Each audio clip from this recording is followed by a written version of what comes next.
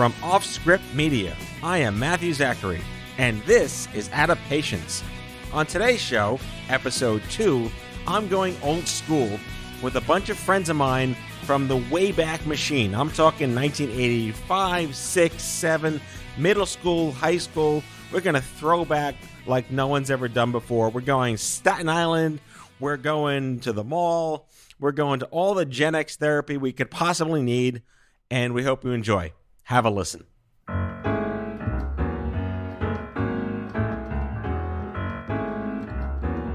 What was your favorite store at the Staten Island Mall? Oh my God. Spencer's. Archie Jacobson. Obviously. What did you order at Farrell's? The vanilla Coke. Oh my God, Farrell's? Yeah. Remember that place? The I mountain you remember- could eat with a spoon. Hello, biorhythm machine. That's all I have Roland to Roaster say. was where you went when you couldn't get a table. Roller Roaster used to be in the mall. Or if you and wanted then to it see was in Elena Moy. Pergamon Plaza.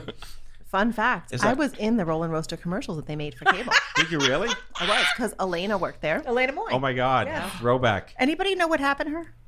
I think she married an Australian. She lives in Australia. She's got a few kids. I've far talked as to I her know. brother in recent years, but she's kind of low profile on social Kelvin? media. No, Kelvin. Kelvin. Yeah. My God, remember the names. Yeah. This is my Staten Island show, folks. I'm here with some totally old school friends that I've known for, I think, a collective 60 years or 80 years at this point now.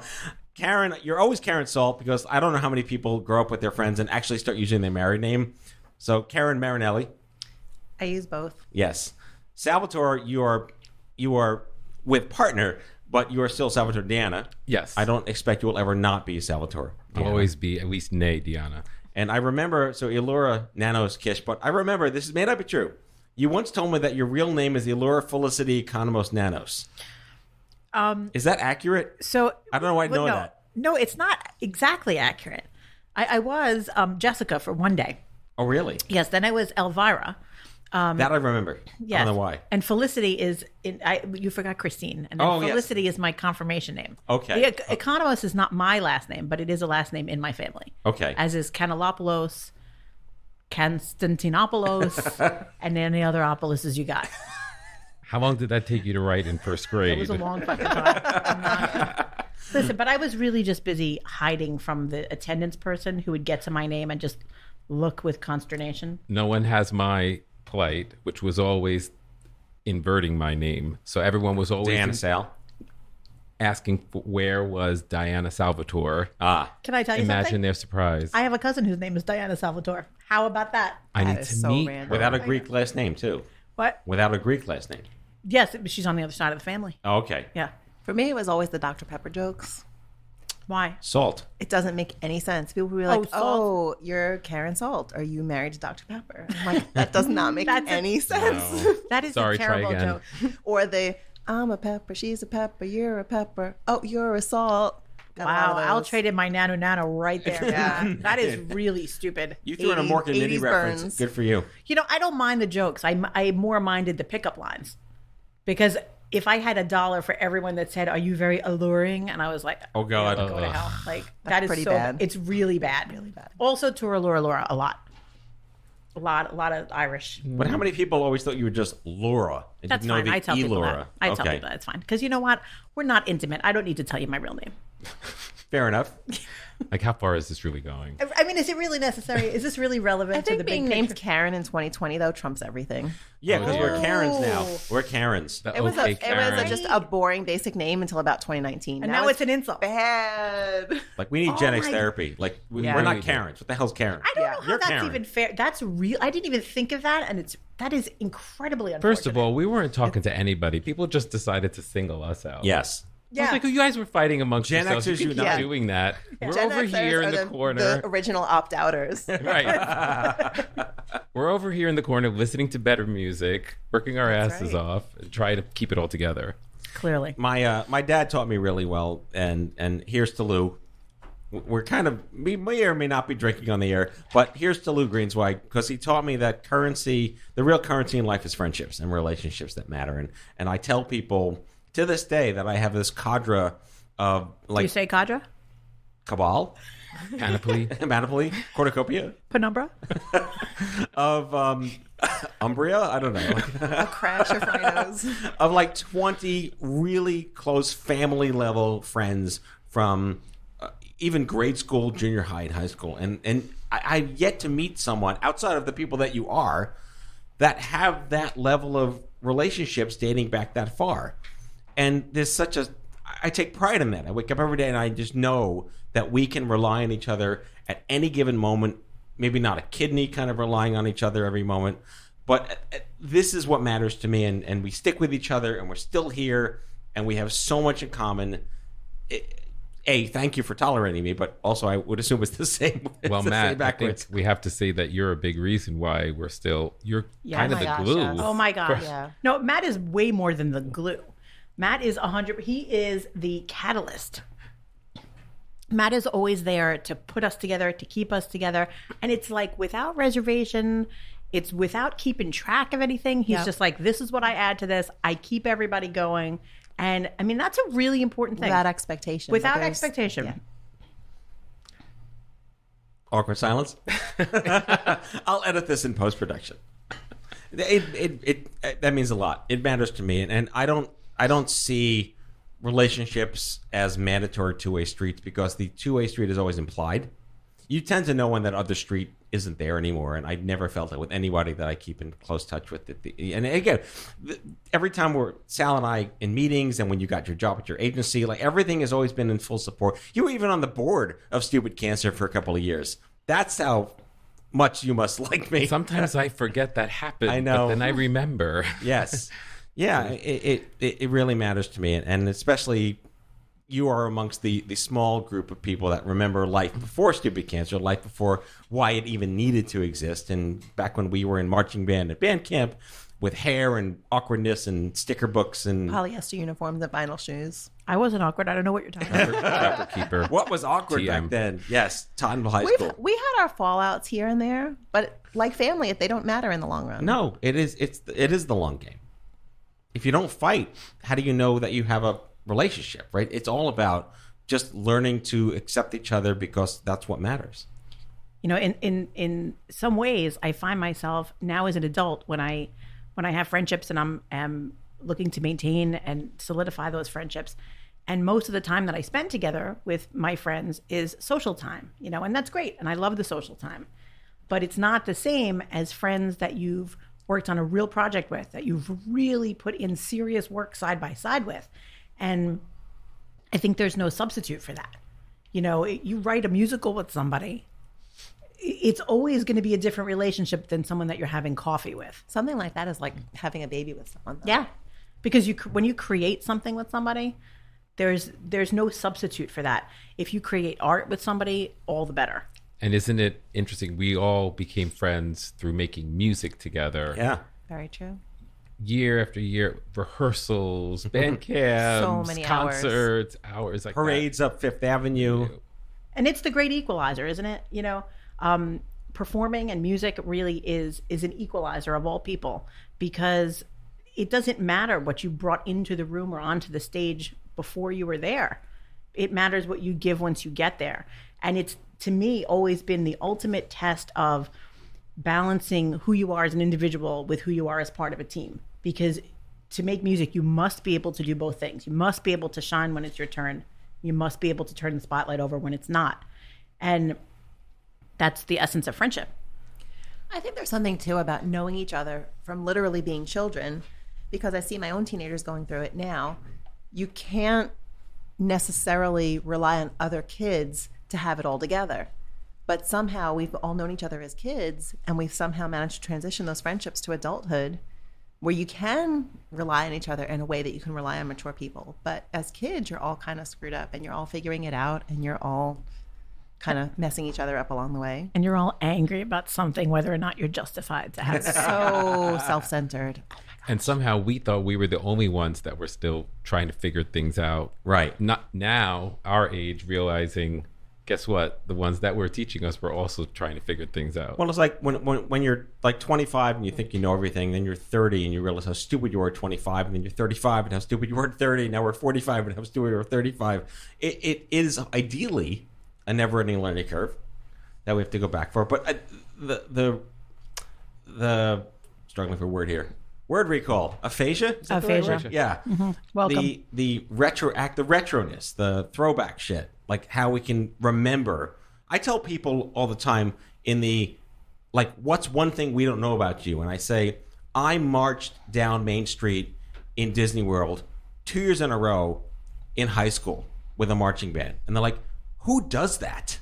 Right? That's something we can own. That's something to go back to and remember the magic music days. Music. That was our tribe. And that doesn't even acknowledge the 24-hour bus ride both ways. Both ways. South of the border. Yeah. South of the border. Beef I don't burritos at think- 5 a.m. Oh, I always think of marching in the ticker tape parade, welcoming the troops back from Iraq. That was incredible. It was really an incredible experience. Do you remember the Verrazano? I think it must have probably been the 25th anniversary. We marched across the We Verrazano. marched across the Verrazano while it was closed. That's right, before they renamed it or respelled it. Respelled it. Right. Right. Respelled Two it. Z's. With the right one N, name. 2 N's, 1 Z. Oops. Nothing could be more Staten Island than that. Oopsie. Yeah, we did Thanksgiving Day parade. We saw the balloons. We started at 72nd Street. Like, we saw all the back. Disney alone, to be backstage and seeing the people putting on the costumes, the shit that you're not supposed to see. Yes. We saw that. But you know what I always think of, actually? And it's interesting. I find myself talking about it a lot now because I have, a son in high school, and I live now in the suburbs outside of New York City.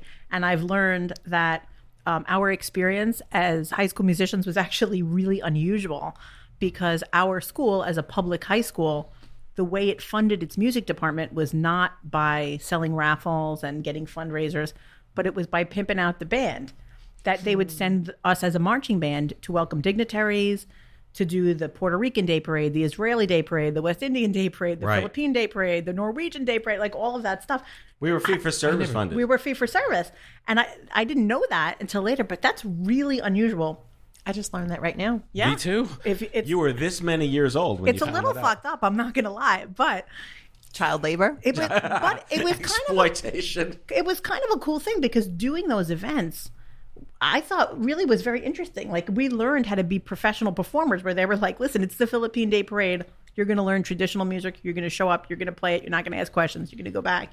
And I don't know. That was cool. Other groups don't get to do that. No. I mean, we got to be exposed to so many different cultures at Yeah. a very young age through music. Right? It was like the ultimate New York City experience to do that. Like, that's not There's happening a in the lot suburbs. about our high school experience that I didn't understand was unusual until much later.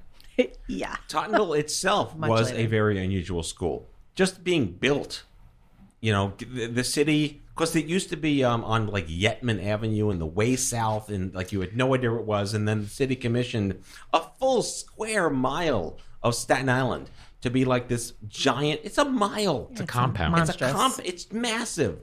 When I tell people we went to high school with my graduating 4,000. class was like 1,800 and we had 4,000. Like, what? I had 9 people in 3rd grade. Like, we underestimate the gravity of what the culture of that school was like in the 80s and 90s. Well, especially if you were one of the few people that actually went to school and studied and expected to actually suppose. learn anything. There was a bell curve. I'm not sure it was a Did bell. you guys know until before you were adults? Did you know that other high schools didn't have security guards like arms? No.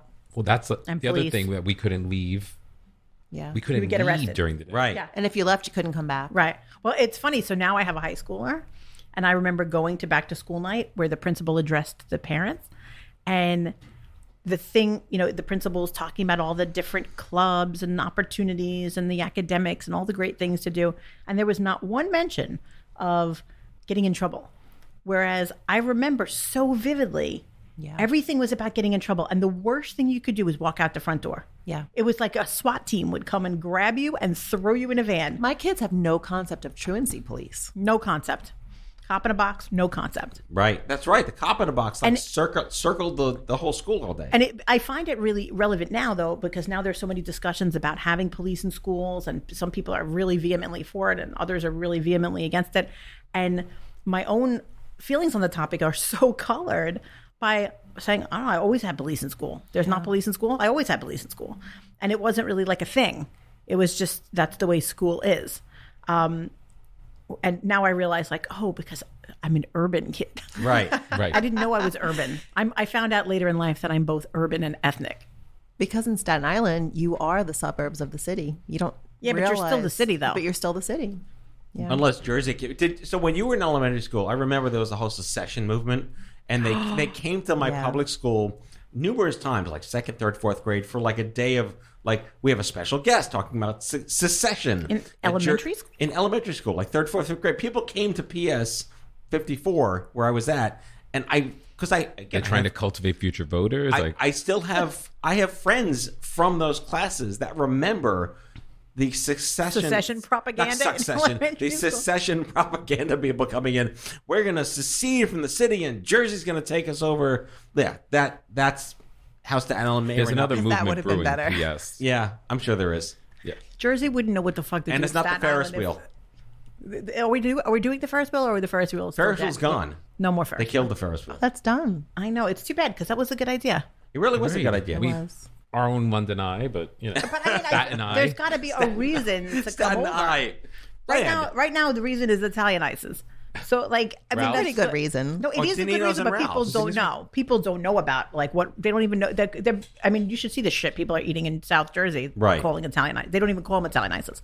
You have like Uncle Luigi's down there or something? Or Not even. Not even. We have Rita's, and every flavor tastes the same, So bad. Ugh. like nothing. Well, It's there's- just colored. Shout out to It's Ralph's color. Ices, by the way. Not a sponsor, but anyway, I don't care. Shout out to Ralph's Ices. And you know what? and My- so- Danino's. And Danino's. best Let me say this combo about Ralph's ever. Ices. Ralph's Ices is a franchise, and my tried to cousin, franchise it. my cousin owns a franchise. They were the most lovely people ever. I negotiated the deal. Great people to have a deal with. They We were- should open up a Ralph's franchise. We wanted to do it when we lived in Georgia, but they didn't have the distribution no, network yet. because their distribution is on the Turnpike, Exit 7.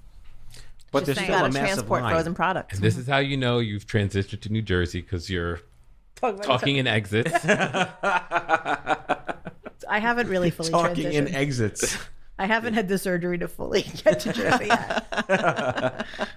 I love the idea of the expatriated Staten Islander who has an appreciation for what life was like when there were only 300,000 people on the island, not 600,000 people on the island.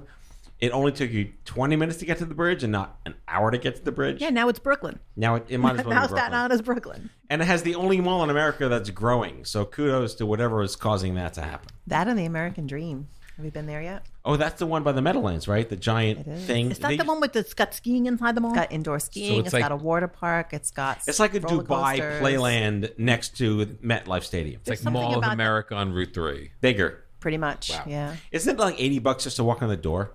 I heard parking's 40. Right. Yeah. There's like an entrance fee to a mall and That's parking terrifying. just to I think even it's show up and shop. Free on non-game days, but then it's like $40 to park on game It's days. crazy. Like I took my kids to iFly for the first time, and I'm they going loved soon. it. Yeah, we It's talked so about Wait, is this. that our much next fun. activity? Our next activity. We're going to broadcast fun. live from iFly, and it's so In the expensive wind for a tunnel. kid for like 1 minute, Yeah. but the experience is worth it. I can't see spending that amount of money, even for 4 hours in a mall, to spend more money. That experience changed me from someone who said never to skydiving to someday I'm totally skydiving. I'm going to wait until I don't have any minors who are dependent on me, but I am skydiving before I die. So here's my issue with skydiving, because I know that I would love going down. I love anything like that. I love any kind of flying. I love adventure stuff. I went zip lining over Niagara Falls. It was great. My concern about skydiving is that when I'm in the plane getting ready to go do it, I'm afraid that I'll be so nervous that the anxiety of being in the plane will like overtake the fun of coming down. So that's so I think maybe we should go together. I'll push you. Yeah? I promise. Because That's love. I can That's get into real that friendship. shit. I'll push you out of the Because plane. at this point, It's like the equivalent of I'll hold your hair. Yes. at this point, I'm 45, and like I'm like whatever it is, I'm like ready to do it. Yeah. Like bring it on. Bring it. Like it's whatever it is, it's not exciting enough. Whatever it is, I want to do it twice. Honestly, skydiving is not on one of the things. Because Even after I fly? no, I mean, iFly is safe. There's no gravity. You're physically being pushed upward. It's a different. There's always no nausea. gravity. Well, the gravity is what. Fine, we got Neil deGrasse Tyson not here tonight, folks, to confirm or deny. No, just the Mr. Peterson. role of- Earning my name there for a second. role of gravity. I feel like. So having worked in advocacy and cancer, like the word prevention comes up all the time. Prevent cancer, prevent this. And I'm on the record of saying the only thing you could really prevent is dying from skydiving. Just don't get on the plane, and you're guaranteed not to die from a skydiving accident. Same with pet ownership. you can prevent pet ownership by just not getting a pet. But nothing else is truly preventable. Nothing else. Nothing else. And I can think of loopholes to both of those situations. I'm sure you could. Yeah, like if I get abducted and wind up on a plane without a parachute. Well, what if you're on the ground and the skydiver falls on you? You know what? See? This is the logic What I if lack. Cruella de Vil drops a basket of Dalmatians on your doorstep? What if the what are those called when they Puppies. No. Mill? Not the mill, the good ones where they Breeders. the shelters, Rescue. right? The rescue words, right? If the rescue unit This is the aphasia show. Starring Matthew Zachary. I have no idea what's going on right now. Brought to you by I can't remember. Mom, do you douche? True story. I went to college with Todd Massengill. No. And this is my question. Why would he be a Wesleyan? This is when you keep your last name. Why? Okay. Your maiden name. Why, if you have a douche company, would you name it after your family's last name? Like, Why? pay someone to come up with anything. Like, refresh. Right. That's terrible. His name was Todd Massengill. Yes, called him douche boy. Of course you did. How could you not? That's terrible. You have to edit that out. No. Yeah, Surprised they he's didn't. going to sue us now for defamation please. of character. Surprised they didn't contract that song, wrapped up like a douche. Like, that's what Right, they right, say, yeah. Oh, yeah. But that's not it. But that's not the word. Because it's No, not. it's a deuce. Revved up like a deuce. Yes, but Which that, is a it's supposed to whole be the cut loose like elocution it- yeah. is a little off. I don't there. understand Right. that at all because the change in the lyrics actually doesn't make any sense. Blinded by the light, revved up like a It's deuce. supposed to be cut not loose talking like a about- deuce, But it's Taking a revved up shit. like a deuce. You're right. right? The real lyric is cut loose like a deuce, and then Springsteen and what's the other group? They just changed it. Right. Oh. Yeah, but the Which it sounds like everybody you're up with a always douche says- in the middle of the night. Right. Everyone. Favorite wrong heard lyrics, like, excuse me while I kiss this guy. My sister's my favorite is in End of the Innocents, this tired old man that we elected king. Yeah. And she thought it was this tired old man with the electric cane. Also, He must be tired if he needs Yeah. an electric but cane. my all-time favorite is "Don't Deny Me This Cross I Bear." My sister was convinced that it was "Don't Deny Me This Cross-Eyed Bear." and she had a whole backstory that went with it, that there was a couple and they had a special needs child. My They husband were likes to fighting sing for custody. Oh my Hold Me God. Closer, Tony Danza. Oh. Is that a known one? That is a note. love it. My wife Jessica does that too. Hold Me Closer, Tony Danza. I love Nice. that. And also the song Cruel Summer was always, for me, Cruel Silence. For some reason. I don't know why. Wait. It's a cruel silence. No. No, I'm not with you on that. And Jess is like, no, that's not it. How are you? By thinking that. No, that's weird. Yeah. But the misheard lyrics section of our show is now complete. Yes. So I think it's important to talk about how, we all have our, cross to bears. I'll just... Our cross-eyed bear. We all have our cross-eyed bear. Crosses to bear. And, we all enter the shit happens store in our lives. If you don't, God bless you. I have a friend who once lost a relative that was very old. And she said, this is the worst thing that ever happened to me. And like, you're 40 and that's the worst thing that ever happened to you. I didn't say that. I thought that. But it's not a contest. But at the same time, here we are enduring shit we didn't ask for. And I say, like, trying to live with style to an extent. And, we're going to do another show on this because I'm moving into the chronic. This is not an unfamiliar show. People are going to find out about this, but I'm moving into the chronic disease space and the rare disease space and things like, Franklin is Elura's son and he has narcolepsy and cataplexy, and Karen's son Kai has had type 1 diabetes. And what does that really mean to be a aging millennial Gen Xer parent that's now having to deal with 2020 digital health, tech, social, political theater, and making sure we can do this in a way that ensures what we need to get done. It's such a different world. In the cancer space, 20 years ago, you just kind of died. And today, you have to live with it. But there are communities that have been living with it longer than cancer has been a chronic disease. So what does that look like? And I know we're going to mention we're going to do another show, but Karen, I'd love you to just...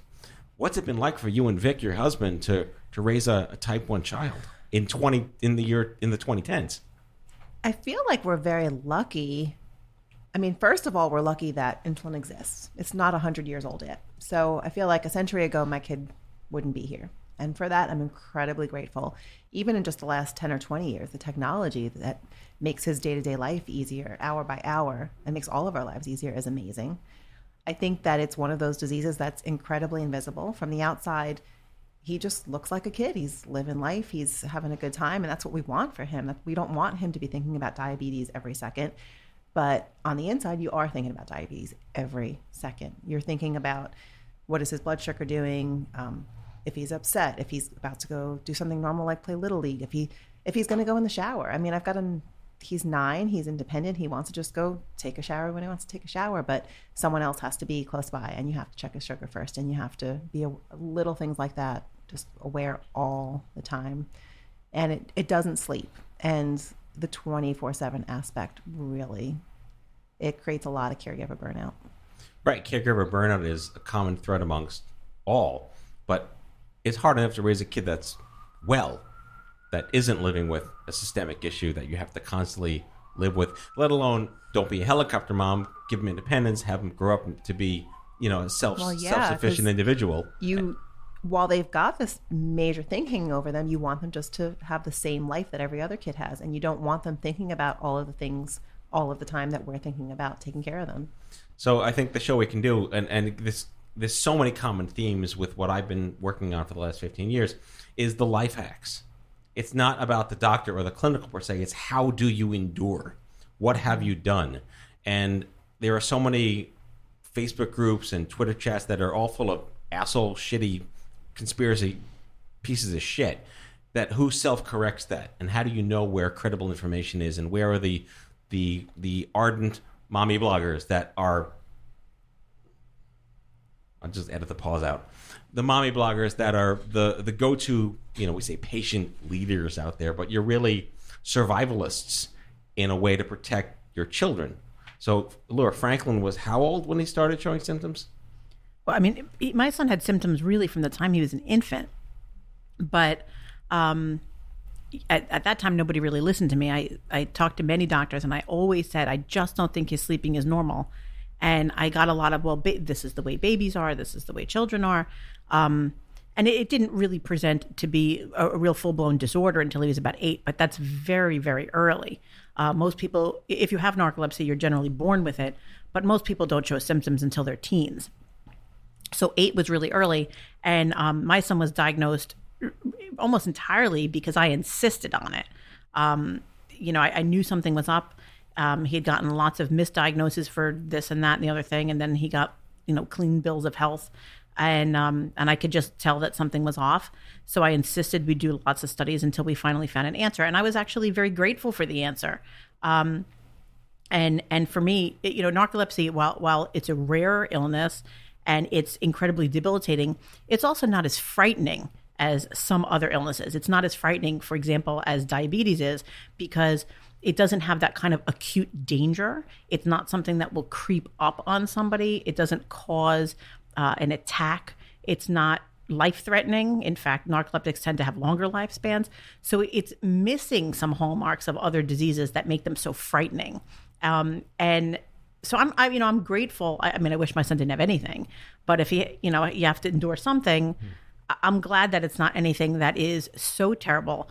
But at the same time, it is very complicated to manage because we don't get the sympathy that someone with a sort of more serious illness might have.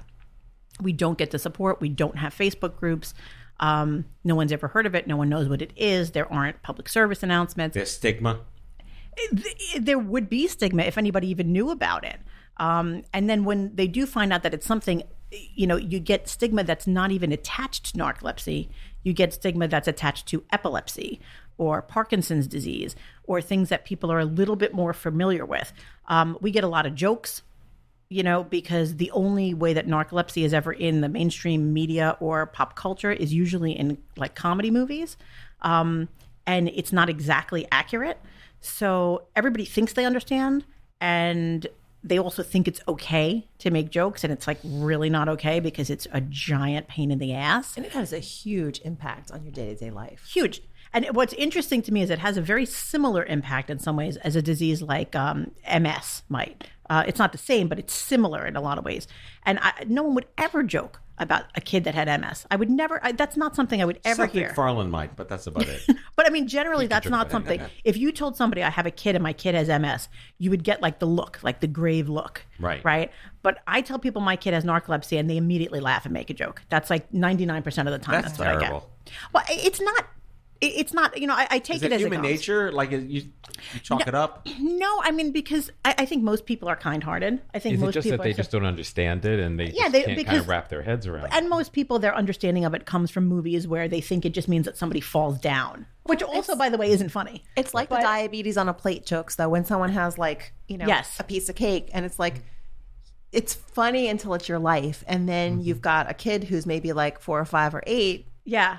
And their day-to-day life and their struggles.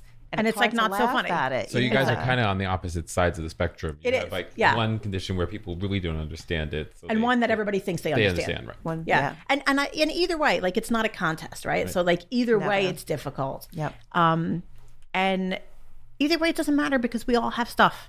Right. We all have stuff, like there are people who have diseases, there are people who are poor, there are people who have no families. Like there's people, the human condition is to struggle. It is. It's So, not a I mean, contest. it's not a contest. And what it is, about just giving to the people around you, which goes back to what Matt said earlier, which is this is why we have friends, because the relationships are what we trade on.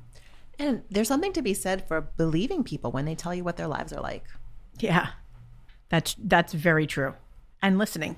And not responding with what your own life is like. Not judging, not competing. I read an article recently that was really interesting to me about why it is that people tend to respond to hearing about hardship with telling you their own hardship. You say I don't feel well, and somebody says, well, I don't feel well too.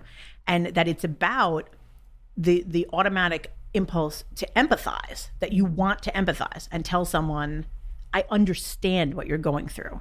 Is that the I have cancer? Oh, my grandpa died from cancer. Yeah, that is what it is. It's our need to identify. And your A, need, don't tell me that. Right. B, don't tell me that. But the thing is, your need to empathize is about you, and it's not what the other person needs. So it doesn't come from a bad place. It comes from a very good place, but it's still not useful for the person that It's needs still it. about you and not the person. It's still about you and not the person. So, Sal, you're a specimen with no problems. I always said Sal was a specimen. But better every year, too. He's got 99 problems. But you have a wonderful career in the health media space, and you've seen over 15 years tremendous trends in messaging and language and the approach to reach people out there, and how do we talk to doctors. Do you have a sense, because you are creative director at FCB, right? That's a very important position to be, because you messaging is all you have. Have you seen specific trends across the years on, is there a different way of sensitivity? Are we talking to communities that are in need of certain drugs or treatments or messaging in a way that's a little less, I don't know, oblique?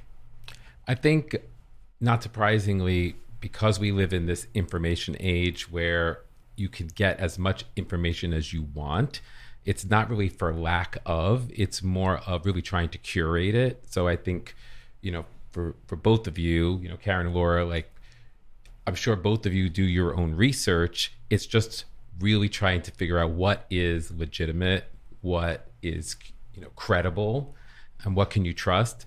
Obviously, you speak with your doctors, and so you take that into account. But I think anybody who has a child or is suffering from a condition, you are going to be more empowered in terms of asking questions, finding out more information, not necessarily trusting every source. And I think, obviously we work with companies that have products in many of these spaces. So what they're really trying to do is just help support those decisions and help people make the best decisions possible.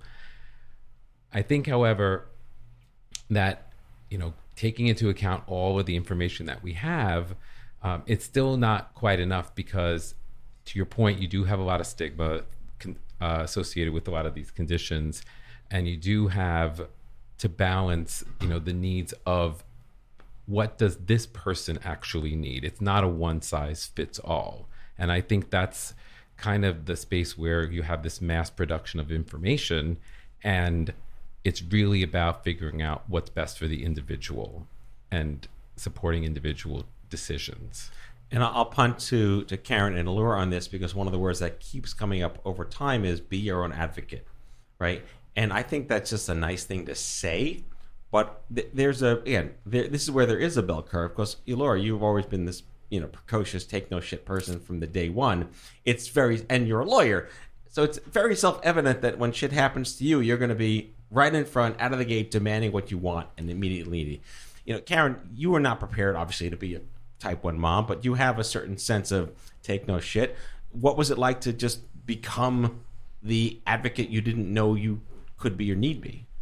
I think surprisingly, I was already on the advocacy trail because I'd been a mom for a while. I think by the time... Well, Kai was 3, right? He was 4, but my oldest kid was 13 at the time. And you can't be a mom without being an advocate. Absolutely. Period. It's not possible. It's baked in. And I think that was one thing that, that me and my husband and my mother and a lot of people who are trained caregivers said over and over again is, how do people who aren't advocates do this? There's so much that goes into it, and there's so much that you have to stay on top of and be ahead of, that I honestly don't understand how people who don't already have, what do you do if you're, an 18-year-old who's that summer in between college and high school, and you get your diagnosis?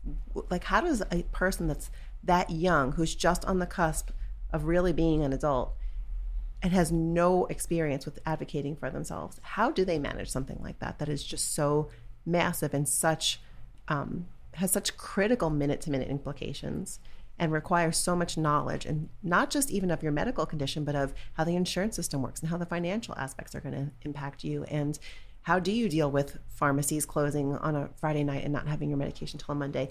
And unfortunately, there are a lot of young people to this day who are dying on a regular basis because they don't have access to the medication they need when they need it.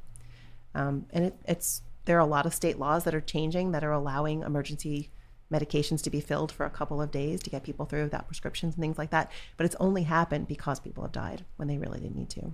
Right. One of the things that just makes me think, sorry, one of the things that I always ask specialists when I see them for my son is, I have wonderful doctors, and I'm so grateful for them. And they've educated me so much, but there have been so many times that I've said to them at the end of our appointment, what do you do, doctor, if the person on the other end of this conversation isn't me? If the person on the other end of this conversation isn't a native English speaker, isn't intelligent, isn't educated, isn't dedicated, doesn't have the time to be here, what do you do? And I ask that because I really want to understand, because I know that these doctors really care about the patients in their care. And when I've said to them, what do you do when the other person isn't me? They've usually said to me, it's really hard. It's really hard when the parent or the caregiver isn't educated, and I can't send them a link to a study, and I can't explain to them, the risks, the known risks and the unknown risks. And that really impacts the way that I feel about healthcare generally, because I always take that with me to say, God, I know how hard this is for me, but I have a lot of skills that are highly relevant to dealing with this. Yeah. I'm a professional advocate. You're the Liam Neeson of advocacy. So for both of you, do you come to your physicians with information and ideas, or I'm gonna assume Sal, do you want the answer to that? So before I go to our doctor's appointments, I send my doctors a PowerPoint presentation. I make them. Of course you do. Do you present it to them? No, I make them read it before PDF I get there. Form? Yes. Or PowerPoint read Please only? prepare your questions in advance. I do. I make them read ahead of time so that when I get there, they already know what I'm going to say. I give them a list of things. That's a life hack and a half. Oh my God. I give them a list of things that they are permitted to discuss in front of my children and things that they must discuss with me when the children are out of the room. And I get there, and I won't go to the appointment unless I know that they've reviewed it. And then... Wow. I've never heard that, but that makes so much sense. I don't fuck around. Yeah. Because I'm not... Listen, doctors are people, right? And I'm not going to expect them to hear my information, process it, spit it out, think about everything they need to think about, and give me an answer on the spot. It's not fair. It wouldn't be fair if somebody asked me for legal advice that way. It's not fair for me to ask for medical advice that way. But when I give them some time to prep, so I have a profile that I update every single time we go to a, and it's everything from social health, emotional health, developmental health, how we're doing in school, how we're doing at home. And I just update it each time, and I have them review it ahead of time so that they already know we start the appointment already being productive. And they say that they appreciate it. I don't know if they really do. Right. But fuck it. I pay like $300 to go to these appointments. Like, they can do their work. It's fine. Is it a fair... So we're going to do another show with another friend of mine from the old days, and she is a MD PhD at NYU. Her husband is an MD PhD, runs radiation oncology. It's a lot of letters. It's a lot of acronyms and letters and whatever. But this idea of what is the real burden of being a genuine practicing oncologist, rheumatologist, pulmonologist, primary care doctor in 2020 when you have a patient coming in and you're not like a 70-year-old, old. I mean, nothing against the 70-year-old doctors, but if you're not in the old school established medical school in the 50s and 60s kind of person out there, medical school in the 90s and 2000s is vastly different, and you're just in practice in 2020. What's that like? What is the burden of having to know everything? And then, you have a patient that does half the work for you. Is that good or bad? There's such a huge range. I've had such a tremendous variety and experience of some doctors I've worked with are some of the most impressive human beings I've known in my life, and others barely seem to qualify for the role that they've got. Of course, they're just people. They're just people. Yeah. And so do you find yourself, in some of the situations where you're not satisfied with the answer you've gotten? Oh, absolutely. And there have been times where I've been really impressed with the doctors, but they're part of such a large practice, and you're inserted into this machine that you can't get the individualized care that you need. And so we've left practices because of that machine sort of mentality. But I've also been really, really lucky to have experiences where, the team that we collaborate now for my son's diabetes and the team I collaborate with for my own medical history with ulcerative colitis, I feel like are some of the brightest in their fields. And I feel so lucky to have access to their knowledge and their compassion and their experience. Yeah, I mean, that ties into everything. We're going to wrap in a minute, but the theme here is what good is all the fancy stuff in the world that can help you if you don't have access to it? And yes, there's plenty of privilege in certain parts of this country. If you're white, if you're male, whatever it is, where you live, your zip code determines how well you and your family live. Yep. And until that gets resolved, which is its own series of 50,000 different podcasts out there, this is the reality. But at the end of the day, I live and breathe by this. The jargon is called peer-to-peer health. What it really means is that relationships that matter to you drive who you identify as and drive the support that you get, give, and need. I mean, the truth is healthcare is no different than life, right? Than the rest of life. That the people you're going to rely on and that are going to matter to you are going to be the people that you choose to have in your life. And the better they are, the better they can support you, and the more compassion and love that they have for you, the better everything is going to be. And that everything can be your career, can be your family life, can be your illness, can be an illness that you're advocating for. I mean, it really comes down to who do you have around you? Is your inner circle the right inner circle? And in that regard, healthcare is no different than anything else, right? Like, you're going to get your information from the people you love and trust.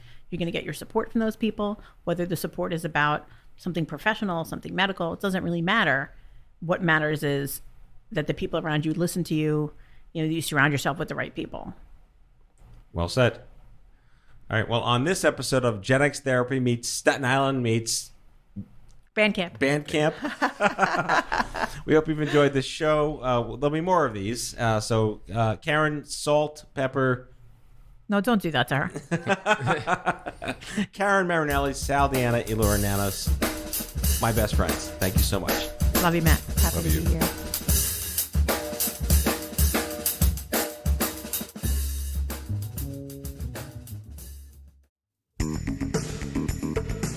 Out of Patience with Matthew Zachary is a product of Offscript Media. The executive producer is Matthew Zachary. Our managing producer is Andrew McDowell. It's mixed and edited by Matthew Zachary. Matthew Zachary is our sound engineer. Thanks to Constance Shoquist, Sarah Cottonoff at Podsites, Jen Horonjeff at Savvy Co-op, David Goldstein at We Go Health, Broth Media, and Mirrorball Agency for production support. If you haven't already, be sure to subscribe to this podcast and never miss a new episode. Help us grow by giving us a like and a review wherever you get your podcasts. And please follow Offscript Media on Facebook, Twitter, Instagram, and LinkedIn. To advertise on our platform and for all media inquiries, email media@offscript.com. Share your comments, feedback, and make guest recommendations by emailing contact@offscript.com. For more information, visit offscript.com.